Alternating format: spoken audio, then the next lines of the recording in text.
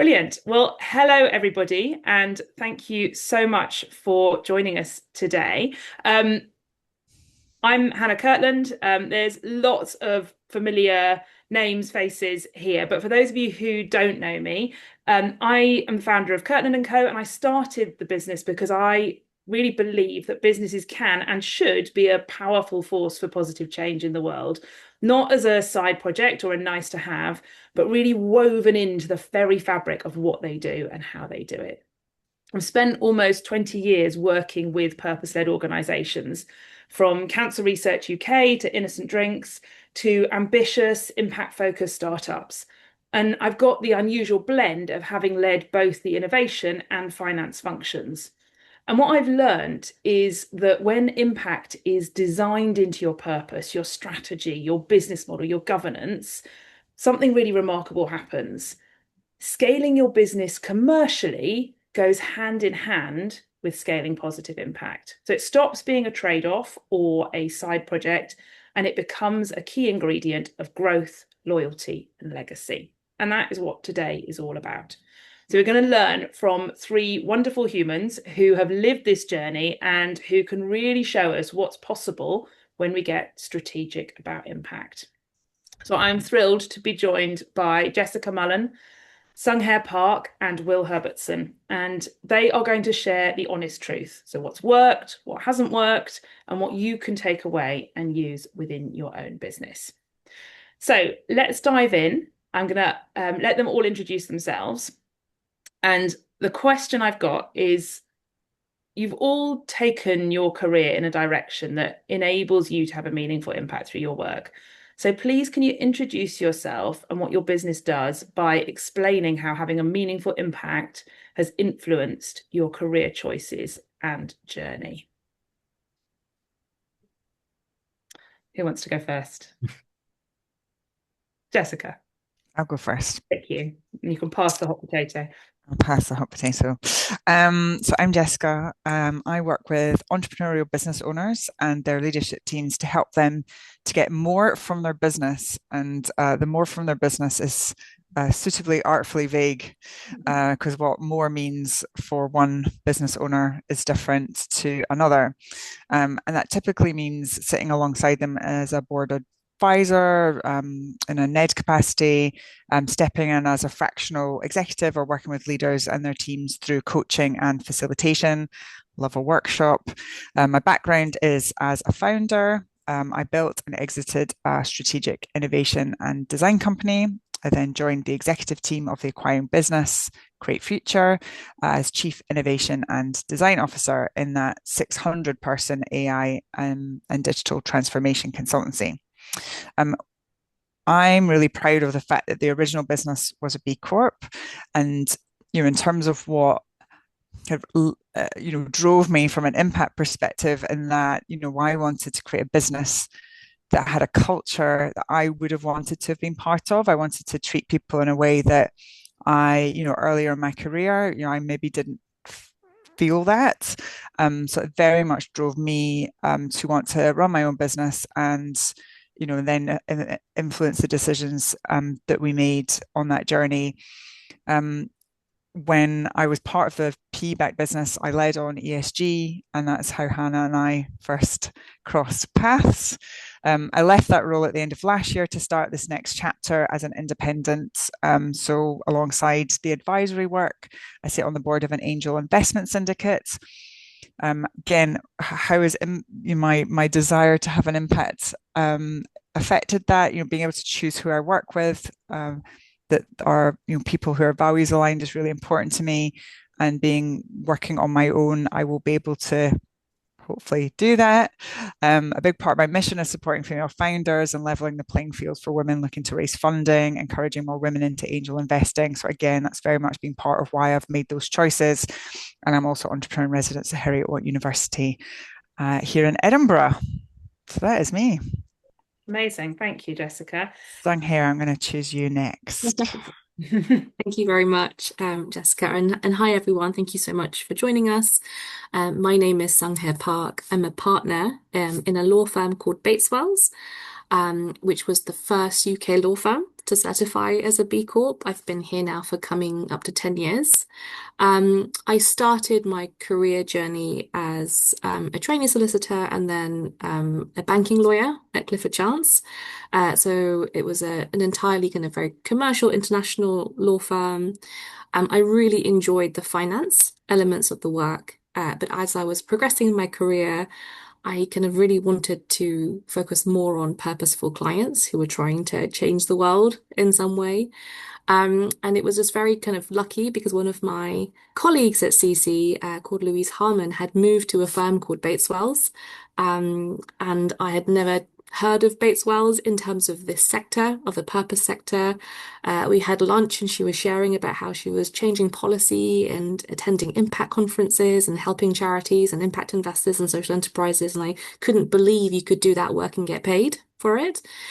So I joined Bates Wells shortly after that because it was such an amazing opportunity to be able to work full time with clients who were trying to have a purposeful impact.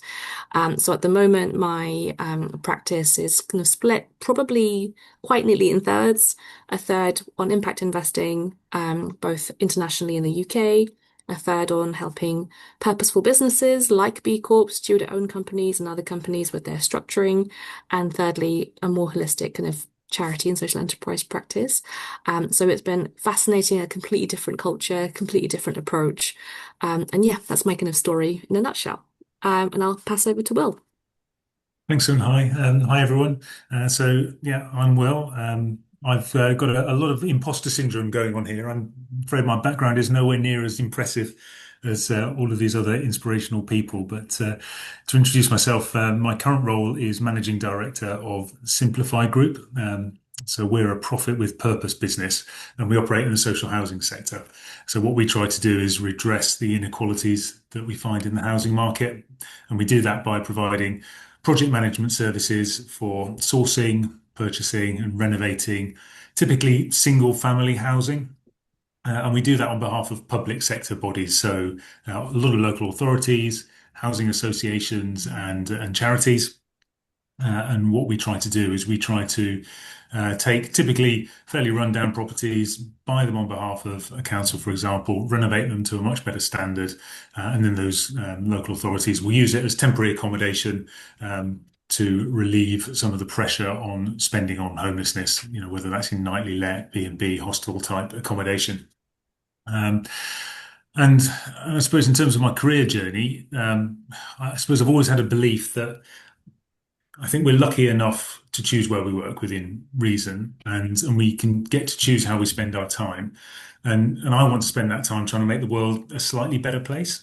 At the same time, though, I'm very commercially driven, and commercial success does motivate me. But I'm a passionate believer that we should be able to do good things and also be commercially successful at the same time. And I don't think those two things need to stand in opposition to each other. And as I've moved through my career, I've tried to apply that. And I'd say that that conviction has probably strengthened over time. So I started my career at Procter& and Gamble, big household goods manufacturer. I was there for around 14 years. And then moved on to Money Saving Expert and Money Supermarket, helping people save money on things that were important to them. And then more recently, I led National Accident Helpline, which is a personal injury law firm. And our business there was all about trying to help people get their lives back on track when they'd had an accident that was at no fault of their own. So, over time, started out sort of typical blue chip graduate program, and then over time graduated more and more and more towards impact driven businesses. And certainly the business that I lead at the minute has impact at its core. So that's me. So back over to you, Hannah. Thank you. Yeah, brilliant. Thank you so much. And hopefully those intros kind of make it really clear why I've asked the three of you to join us today, because I think, your commercial experience is really, really clear for all of you, very different organizations, but real commercial experience. And then equally, this kind of how do you then bring that into impact-led organizations to really have a positive impact at the same time. Two other introductions I'll make quickly. So I'm supported today by Heather Davies. So Heather and I work together to support businesses with writing engaging and honest impact reports. Heather's going to be keeping an eye on the chat as we go through, and she's going to run the Q&A at the end. So please keep your questions coming. Heather will be keeping an eye out as we go through. And then Emma Granfield, my assistant, who is making sure everything runs smoothly behind the scenes. So you might not see Emma because her laptop is broken, but she is there and she is making sure that this all runs nice and smoothly for us. So that's all of us. We would love to know as well a bit more about who's joining us around the campfire today. So I am going to share a quick poll, and we would love to just know who you are, a little bit about you and your business, so we know who is there.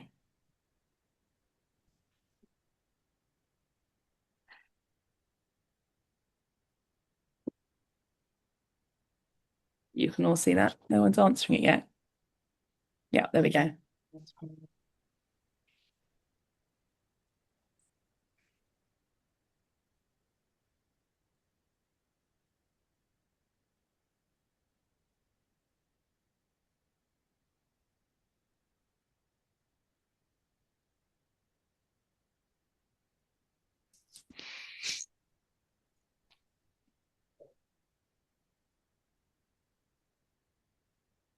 No employee-owned businesses yet.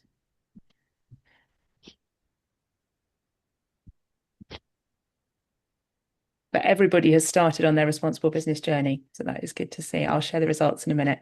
Range of different sizes, lots of you from micro businesses, but a range then across other size businesses, lots of privately owned businesses, which will be interesting to touch on because I know the four of us have already had some conversations about how ownership can, affect this journey. But at all different stages of responsible business journey, other than not started, a real spread. So I'll share those results now so you can all see them and the other speakers can see them. So you can see there a real range, but no employee owned, which hopefully we'll see more of those over the coming years. Okay, I am going to, oh, that's all right, Emma, don't worry. Okay, I am going to stop sharing that now. In terms of the plan for today's session, I've got some questions for our three speakers, and we'll see where the conversation goes. So this is not like a panel where I've got a set of structured questions and we're gonna, they're all going to answer all of them. We're going to kind of let the conversation go, but we've got, some questions we're keen to, some areas we're keen to explore.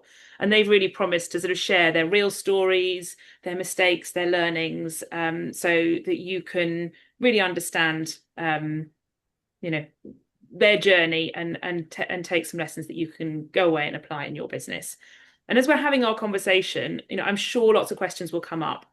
Please do put those in the chat as we go along, ready for the Q&A at the end. So Heather will keep an eye on those questions as we go through. And also please engage with each other's questions. If you see a question on there that you want to start having a conversation about, please do that. Or if you've got an answer or you want to share something that you think will help with that question, please do that. This is meant to be informal, flowing conversation. We are around our campfire, taking our marshmallows. So please, keep the chat. Otherwise, though, let's get started. And I want to kind of dive right in at the deep end with a question for you that I know lots of people are really interested in hearing the answer to. So could you tell us about whether you've ever had to make a decision where commercial growth and impact genuinely conflicted and how you made your decision? Who wants to dive in on that one? Will, do you want to kick us off? Okay, I'll go first. I've got a slightly different controversial point of view, so you go first, and then I'll follow up with that. Yeah. So to the question of a single decision, what I'm going to actually say is I don't think it is about making single large decisions where there's a conflict. I think you have to make a host of small decisions every single day where you have to choose to do the right thing and apply your values. And I think often if if it's a really big question, I think it's often quite easy to see which way to go. I think it's when it's a smaller everyday decision that's where it's much harder. So I don't know. It's in how you serve your customers, for example. Do you go the extra mile instead of stopping once they've used up their time on the clock, or how you word your marketing materials so that you're not misleading people, how you communicate with clients about potential conflicts of interest, whatever it might be. There's half a dozen things every day where you have to make a choice as to which way you're going to go. And there's typically a sort of more commercially beneficial route, and there's often an alternative route, and you have to navigate your way through that all the time. But I do think, having said that, there are points where sometimes you have to choose to do the right thing for the business, maybe over doing the thing that's most obvious from an impact point of view. Because certainly my belief, pretty deeply held, is that you can only, in a commercial organization, you can only be successful into the future and continue to fulfill your purpose into the future if sometimes you make decisions that allow your business to be profitable and therefore to continue. Typically loss-making businesses don't survive indefinitely. I used to get this a lot actually in my previous role at NAH, where we'd be talking about how we're helping hundreds, thousands of people after they've had an accident. We'd be sharing really inspirational stories of the work that we'd done and the changes that we'd made to people, helped people make to their lives. But then you'd often get a question from the audience about, well, you're standing up there talking about all these inspirational stories, but when we go back to our desks, we've got targets of how many cases we have to look at, about how many hours we can spend on each case to, maximize the commercial output from it, et cetera, et cetera, et cetera. How do are you not being hypocritical by talking about this on the one hand and then looking for commercial outcomes on the other hand? And my answer would always be that I don't see profit as being a dirty word per se. It enables you to fulfill your purpose today, tomorrow, and into the future. And of course, there's got to be a balance. There absolutely has to be a balance.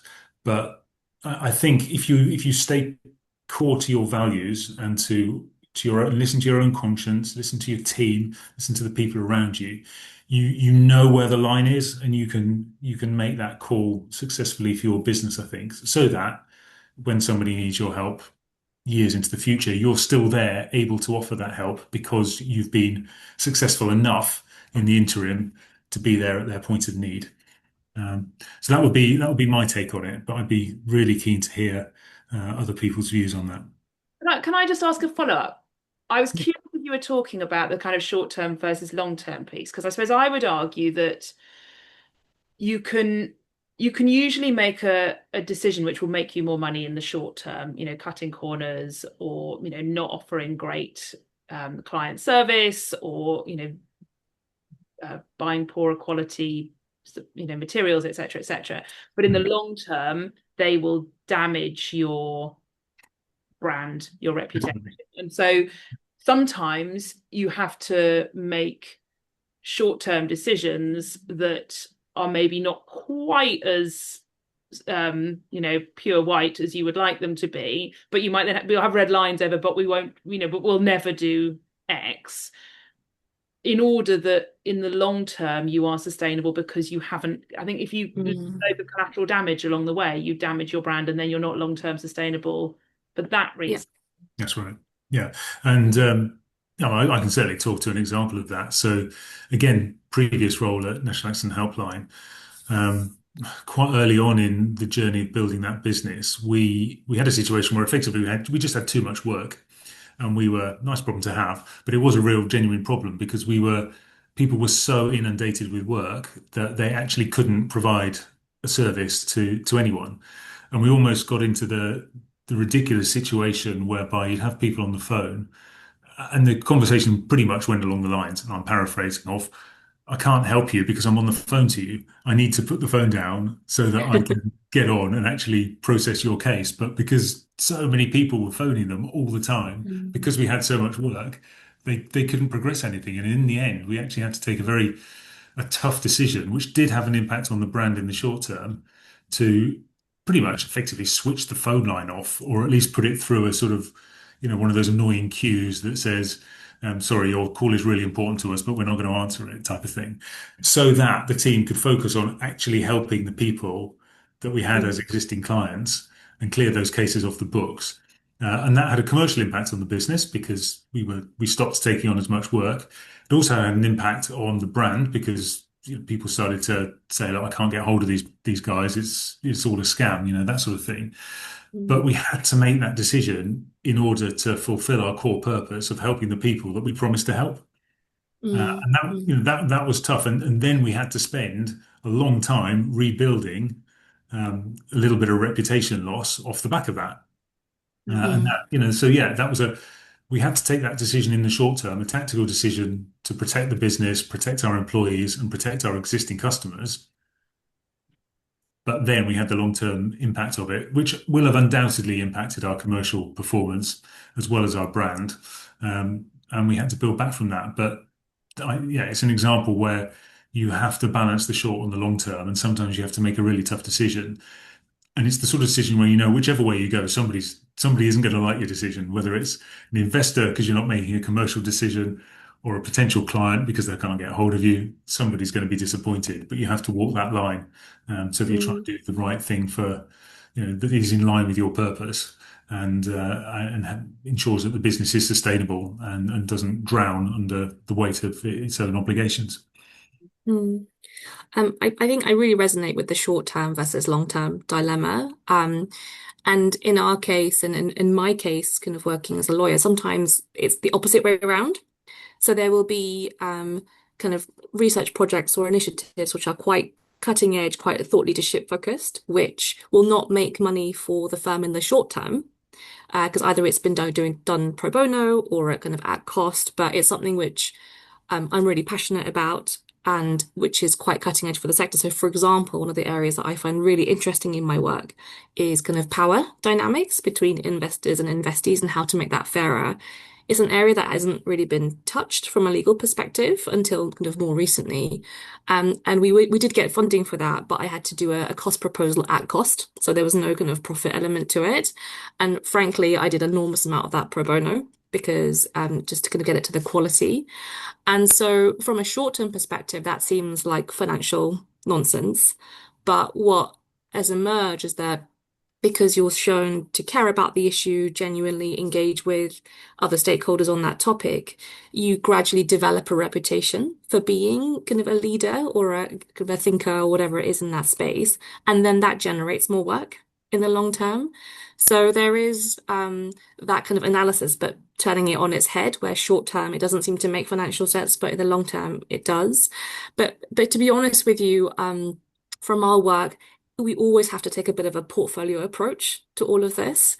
It has to kind of balance itself out. So we find that, in my workload, working as an impact lawyer in this space, I have kind of a certain percentage of my work that is really stuff that's passion projects, things that may be free, more to do with sector building, relationship building, and thinking cutting edge. And then I do have to balance that out to be financially sustainable and to feed my team with work that is more kind of bread and butter, still important work to charities and social enterprises and investors, but maybe a bit less creative or a bit more kind of churn work. So I think that kind of having to balance the books and that portfolio approach is something that I've had to do as a very practical way to kind of stay sustainable.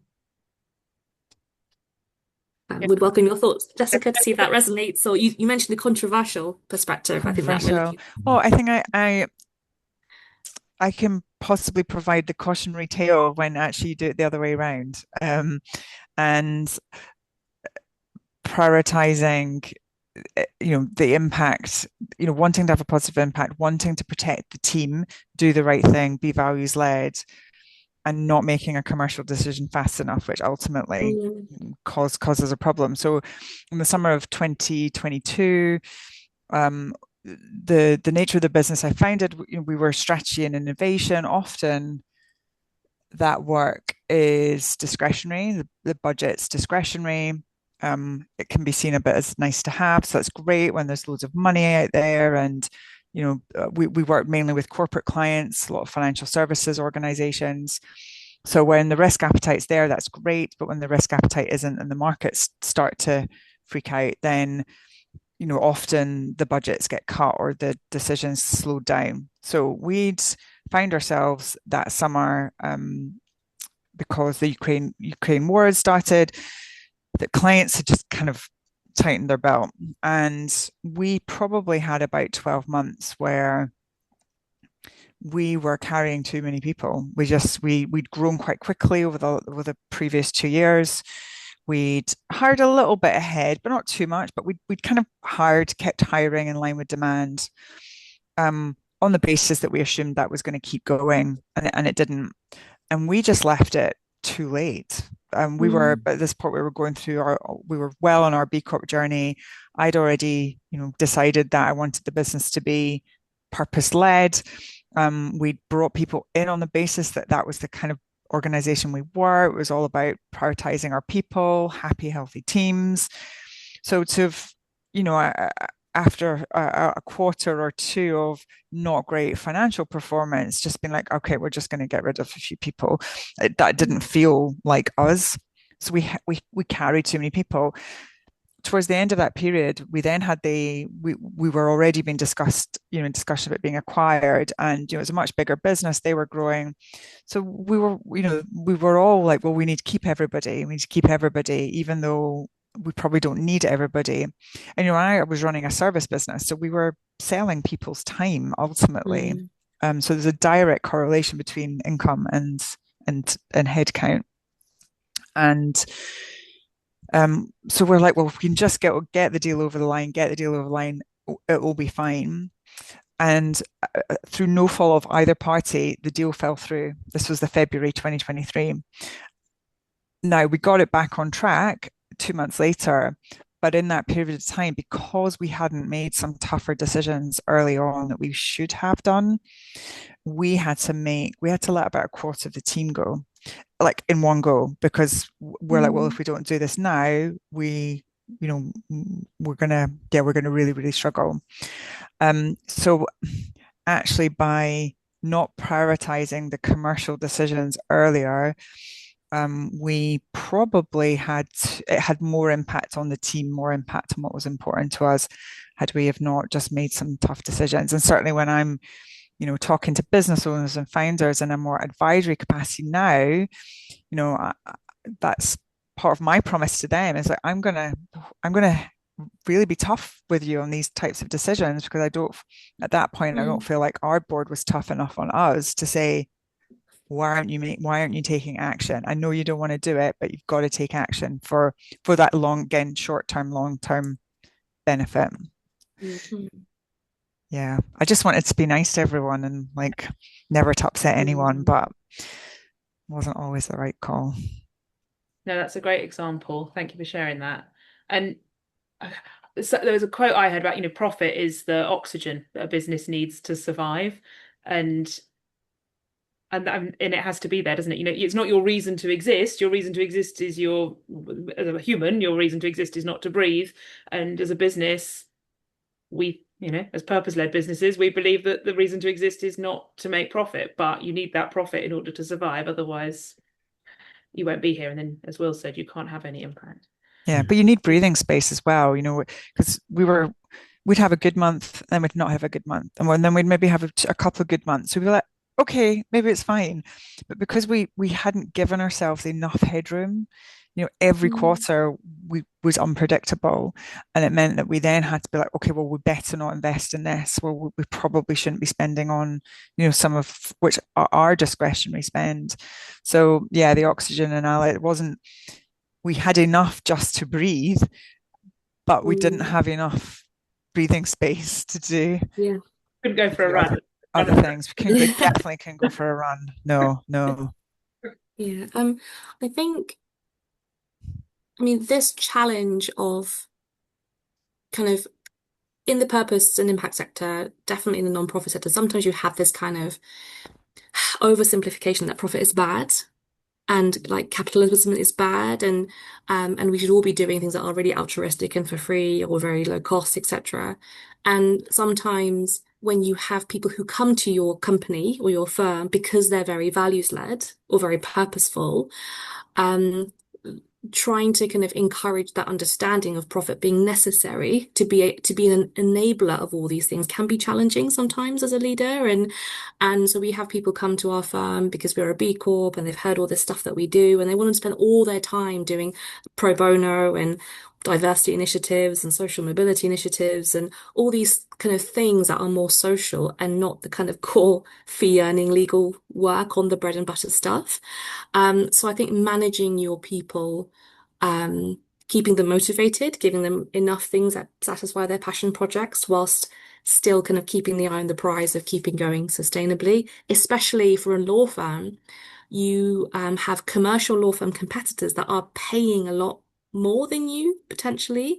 Um, because they're charging so much more to their clients and making their lawyers work much, much longer hours, and helping them to understand that their day-to-day work, doing the legal work, is what equates to them being able to have a higher salary or these perks or being able to spend more time doing these other impact things. Just to build on what kind of was being said, is a very pragmatic challenge, I think, in those who come and work with you, in a kind of a purpose-led organization. Yeah, I saw that when I was working at Cancer Research UK, which is probably one of the higher paying charities. I remember I had a statistician in my team, whose alternative was to go and work in the pharmaceutical industry. And we had some very open and honest conversations about the fact that I couldn't match those salaries. And, there was something different that was being offered. I think that, my experience, it'd be interesting to hear your thoughts on this, Sunghae, because you work a lot with charities. Having I was responsible for finance and operations in a small charity that was, we were literally waiting for a sort of legacy check to come through the door in order to be able to pay salaries. You're sort of sitting there crossing your fingers that some sort of windfall. Calling up all the old people, being like, "How are you?"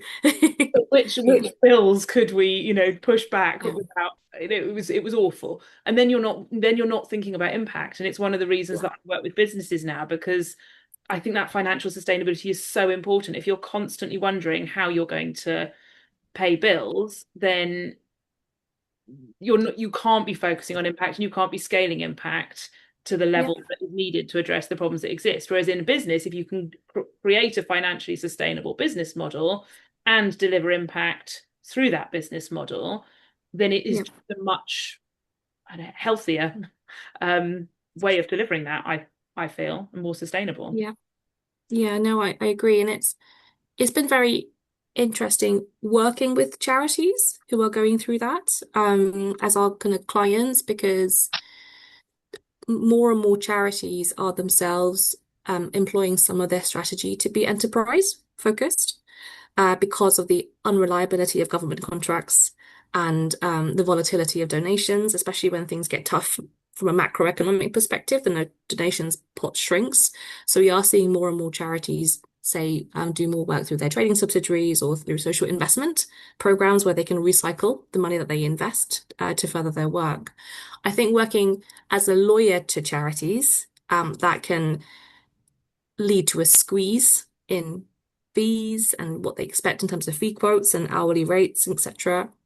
Bates Wells is kind of first and foremost and was born to be a charity law firm.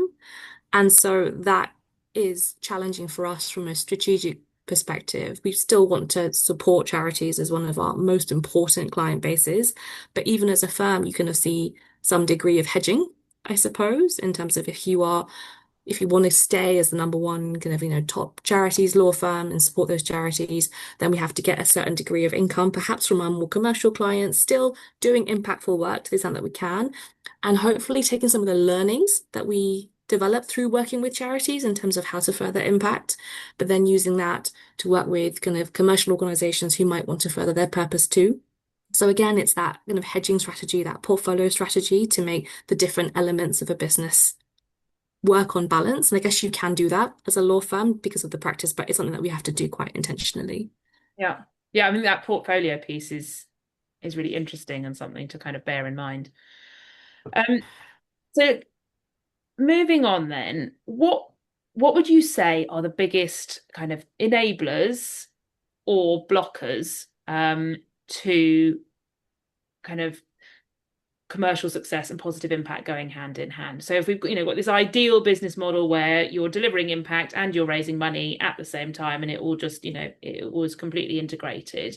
What are the enablers and what are the blockers to doing that? I can kick off that one if you want. So I think one of the first things is, having just left a PE-backed firm, was definitely follow the money, right? When I came into the bigger organization, wanting to have a positive impact, I quickly realized that one of my best opportunities was the fact that when the PE firm had made the investment, there'd been some work done around ESG. So Baringa had come in and done an audit, and there was a 100-day plan that when the funding came in, that the business was required to put into place, that I quickly put my hand up to say, yep, let me run with this.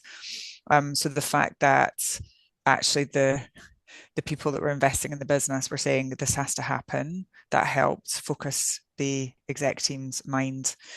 Also, making the legal obligation, so the SECR, helping the team who before that hadn't ever had to be in a consideration, but actually helping them to understand. I joke with the CEO and the CFO, be like, you're going to go to jail if you don't do this. So I just threaten them with jail, threaten them with their money going away. And then the third, there's lots of ways to do this, but another example of where we I think helped us as an enabler was actually helping the business, everyone in the business, to understand, to be more commercially literate. So we actually did a whole series called a Commercial Acumen series, where we had a series of videos. The CFO filmed a lot of the videos to really help everybody. So whether that you're a mid-weight developer that's been on a client project for 12 months, or whether you're in sales, whatever, understanding that you can influence, you have an impact on how the business makes money. And that then allowed us to then have conversations with the business about those trade-offs, about, well, look, we need to be profitable in order to invest in all these things that you're constantly telling us on the monthly NPS that you really want. But because we realized there was not an understanding often of like how we actually made money, it was time. And so building that confidence and acumen really helped to, it really enabled then us to, have more impact across the whole business, not just top down. Mm-hmm. And push back on the things that we couldn't do either, and help people understand why. Yeah, so I think those are examples. I think that's a great example, and I think I've seen it from a couple of different sides. So I've worked in organisations that have been publicly listed, and I've worked more recently for a privately owned organisation, and the difference is night and day. And I think when you've got an investor sitting behind you, whether they're public investors with shareholders, if you're publicly listed or whatever they might be, I think often you have to enable your team to deliver impact so that it becomes something that the business does that is therefore commercially successful, so that you can keep your investors happy. I think in some respects, certainly in my experience, the opposite is true in my current role, whereby it's a family-owned business and delivering positive impact is absolutely embedded at the core of why they started the business in the first place. So it's really, really easy in this particular role because there is no question about should we be delivering impact. It's just a question of how can we do it, and how can we do it in a way that's commercially sustainable. I've worked for CEOs who've been ousted by activist investors because they weren't delivering effectively enough of a commercial return for those investors, and they wanted somebody in who was going to turn the screws a bit more from a financial standpoint. So I think who your investors are is crucially important, and that's probably obvious. Um, but I think the way you then approach it, and I love that example of giving everyone the commercial tools that they need so that they can understand how the business makes money and how they can therefore maximize the impact that they make both externally and on the commercial success of the business. I think that's so important because if you can get everybody thinking that way, you can then hopefully be more commercially successful, which allows you to then be sustainable, even if you've got investors who aren't perhaps quite as on board with impact at the core as you'd hope they would be. Mm. I think on the theme of investors, with a law firm partnership, the dynamics are slightly different because we are the investors, I guess, as well as the kind of owners of it. And I think the topic that's come up of incentives is very important as an enabler. And if it's not quite well done, a blocker. Because if you really want to be a triple bottom line business where you are measuring your success not just by your financial performance, but on the kind of greater good that you're doing for people and planet, ideally the incentives and bonuses and performance metrics to everyone, especially your senior team, have to reflect that. Because if you say that you're a purposeful business, but all of the way that people are appraised or paid or measured are done by way of financial metrics, then it does cut across that and it can jeopardize it. So, and it's not easy to do that, if I'm honest, because being able to measure how much money someone has brought in is really clear and objective, and the figures are there. But trying to measure how someone has performed in terms of fluffier metrics, in terms of what they've contributed to the wider sector or how they've made their teams happier, or these other things are more nebulous and more nuanced to measure. But with our appraisal kind of process, we are trying to move towards that, and we have that now. So you have kind of sections on, on in your appraisal about how you've contributed financially, but also how you've contributed to people. So we do have like 3 sections of our appraisal form. And those 3 sections are weighted equally. And then you have an independent committee that appraises that. And therefore, somebody who might have maximized profits but might have been a nightmare to work with because they have terrible 360 feedback, for example, or haven't contributed more widely to the sector will not get points for that. So I think that there is just this importance to really practice what you preach by baking that into what is arguably one of the most important drivers of that, which is kind of incentives and measuring standards. I think that's such an important topic because it is so often the driver on an individual level, isn't it? And restructuring Yeah. incentive structure, which is difficult, but I personally think that's such a massive enabler or blocker if it's not in place. I'm keen for us to move to Q&A, but I just want to ask you a question to follow on from that, Sunghae, because I know you've transitioned as a business at Bates Wells. Whilst you were set up, with charities as your kind of core client base from the start, there has been change along the way as you've kind of embedded impact, responsible business, purpose much more into the heart of the firm. Could you, in a short answer, a couple of minutes, just share kind of what your key learnings have been that, I want people who are listening today to really take away kind of some real practical insights based on what you've learned from that kind of transition that you've had as a firm. Yeah, no, of course. So Bates Wells, as you mentioned, is always set up to kind of work with nonprofits originally. And then I guess the real turning point came in 2015 when we certified as a B Corp and reflected that triple bottom line in our constitutional documents, i.e. our partnership deed. And I think that this has come into focus every 3 years while we recertified as a B Corp, with the standards becoming ever higher.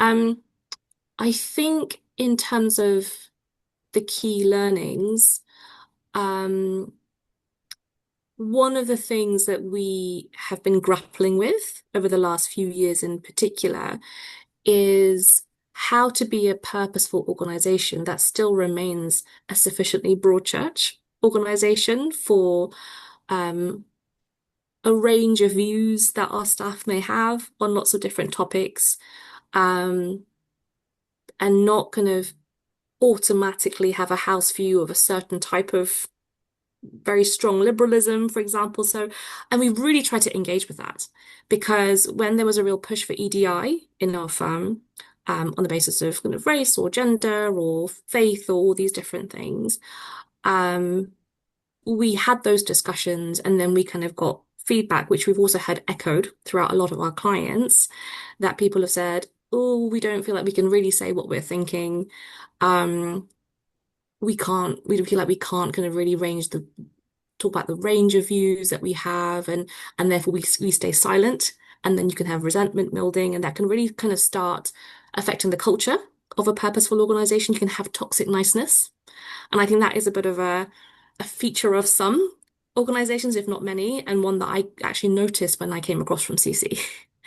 Mm. I said to my husband in joining this sector for the first time, it feels like I'm working in a really strict Sunday school where everyone is very determinedly nice, but it might not always kind of feed through deep down. So I think one of the really practical learnings is to keep chipping away at that and to encourage purposeful, respectful, but honest dialogue about what kind of firm we want to be and what people think.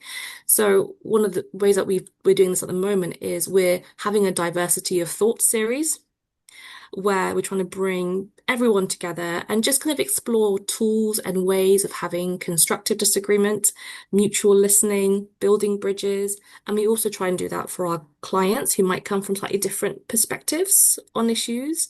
So it's definitely not one that we have conquered, but we recognize it.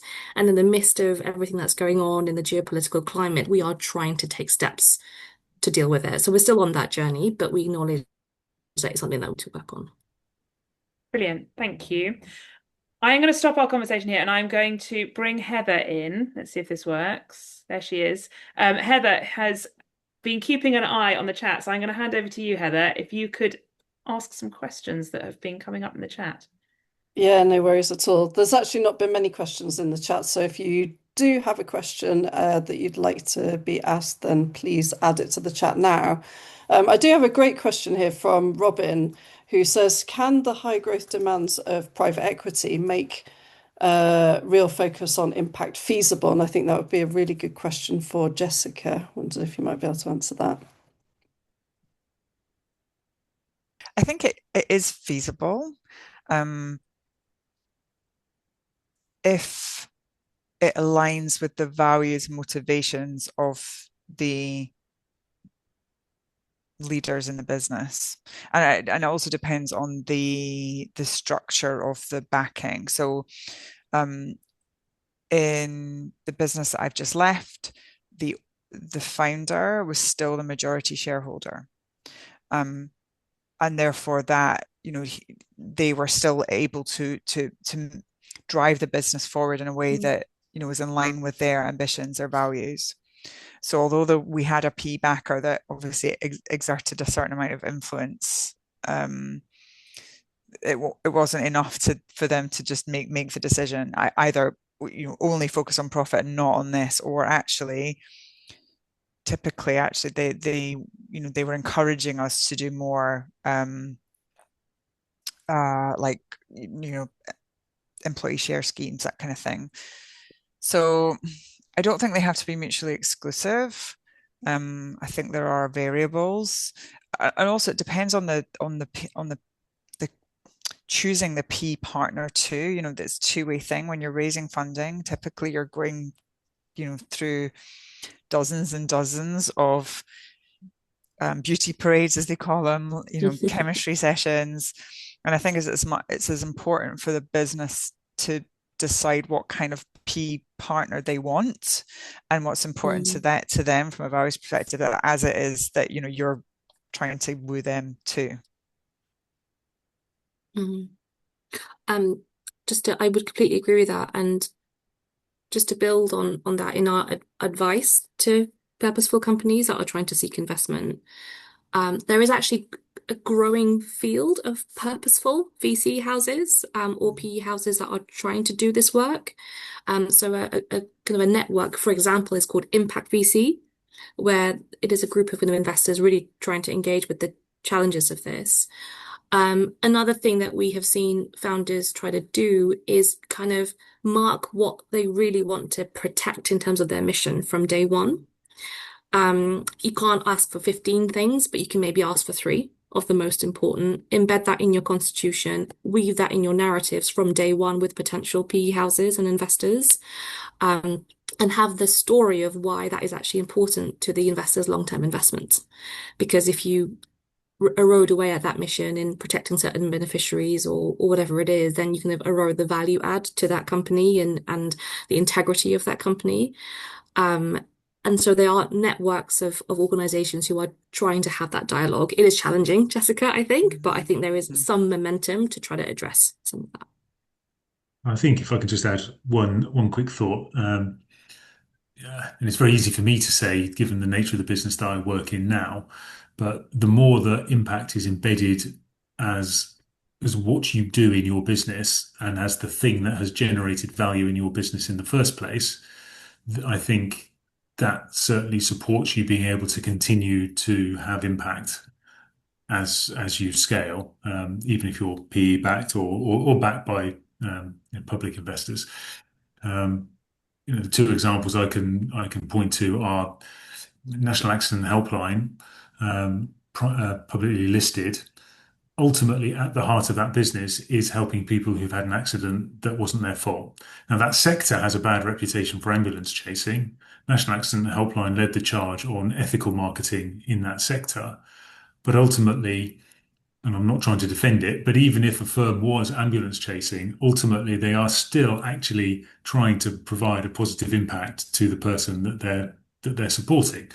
And so National Accident Helpline was and will always be impact and purpose driven at its core, because that's what the business does. It helps people get their lives back on track. Same with the business I'm in now. The business is commercially successful because of the work it does. The work it does generates a commercial return. And if we were to ever seek external investment, theoretically, we should be able to continue to do that, even if growth demands were high, because the way we grow is to help more and more and more people get into better quality housing, and thereby reducing the amount of homelessness faced in the UK. So if impact is right at the core of the business, then external investment can help you magnify that. I think it's a different situation if impact is an add-on to something else that you do that's at the core of the business. Thanks very much for all your responses to that one. I do have another question, which actually I thought I'd come to you first for, Will. Georgia asks, how do we create a level playing field so that companies seeking to operate more purposefully aren't penalised for operating in a better way for people and planet? I'm just going to do a time check as well because Oh, sorry. we've not got long. So quick fire answer, Will. Okay, quick fire answer. How do we create a level playing field? It's a great question, and it's difficult. I think it probably comes back to the point about commerciality, and in order to be successful, there is a certain element of commerciality you need to bring to it, and getting really clear on how generating impact can have a positive commercial outcome. If you can get clear on that, then I think you can have conversations with investors about driving and scaling impact more and more. I don't know if that fully answers the question, but I think that would be my sort of 30-second take on it. Yeah, thank you. Doesn't that fit with your impact, purpose, market fit, Hannah? Product market impact fit, yeah. Sorry. I'll brainwash you one of these days. Thank you. Thank you. Thank you very much. Thank you, and thank you, Heather. And I do want to ask one final question because I want everyone to have one piece of practical advice that they can take away from you. So this is very, very quick fire. So I've got a couple of minutes just to close the session. I would love to hear from each of you. What piece of advice would you give to yourself earlier in your leadership journey? So maybe something you've learned or something about your approach to leadership.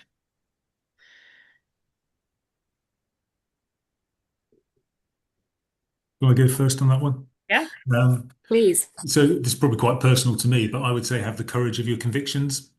I think I think what I've observed and hearing stories today is that people who want to make an impact, the more you do that, the more you attract other people into that space, and the more opportunities come your way, whether from a personal career point of view or as a business.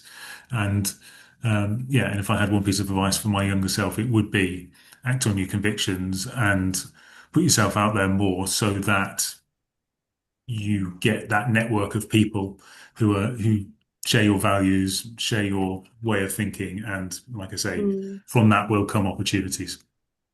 Mm. I think the biggest piece of advice I would give is to be kind to myself. Because working in the impact space is genuinely really hard. It can be very hard because you not only have the financial metrics, which you would as a commercial living working in a commercial environment, but it can be very personal. It can be something that matters a lot to you. So the highs and lows can feel a lot more extreme. You can have strong senses of imposter syndrome. You can feel burnout. You can feel responsible for having to feed your team, but also kind of working towards a higher purpose. So I think that the scope for burnout and the ups and downs can be higher in this field sometimes. So I think it's just to be kind. Sometimes it's fine to just do the thing that's in front of you to do rather than thinking about how you can save the world. And the only other thing I would add to that is do reach out, have conversations, ask for support, give support. And nurture kind of the community around you, because a lot of them will be feeling the same way, but not feel able to say it. And I think this is particularly important now during these very turbulent, troubled times to, yeah, be kind to yourself and to support those around you. Thank you, Jessica.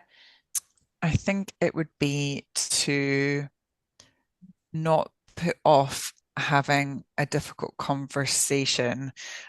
Mm. As much as I often find myself having to play bad cop, I think when it's something that feels a bit more personal, or maybe something that on reflection is a misalignment of values, or actually use the word power dynamics, you don't feel like you've got the power in a situation. And so you don't speak up and protect your boundaries around that. I think in the past I've been, yeah, maybe not, I've avoided subconsciously or otherwise conversations, and I think that's then compromised my ability as a leader.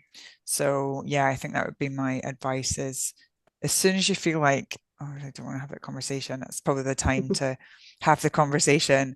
And I think I'll also, rather than wait to be reactive, almost get meta about it, have the conversation about how you're going to have the conversation before there's a conversation to be had. That would Brilliant. be my advice. Lots of great advice there. Thank you. And thank you very much to you all for joining us today. And thank you to everyone who has come and joined us around the campfire. Hopefully, today's conversation has inspired you, given you some ideas that you can take forward in your business. If you are ready to explore how you can grow positive impact and commercial success hand in hand, then I'm hosting a free masterclass called Separate to Strategic on Wednesday, the 20th of May. And Emma is going to put the link to that in the chat, and I will send it round to you on an email as well with the recording from today. So yeah, please do sign up for that if you would like to explore this further. So that just leaves me to say massive thank you to Jessica, to Will, to Sung Hae for joining us today. Thank you to Heather and Emma for their support. And thank you to all of you for coming. Enjoy the rest of your day and good luck with scaling up your impact. Bye for now. Thank you, Hannah. Thanks all. Thank you, Hannah. Bye. Thank you, everyone.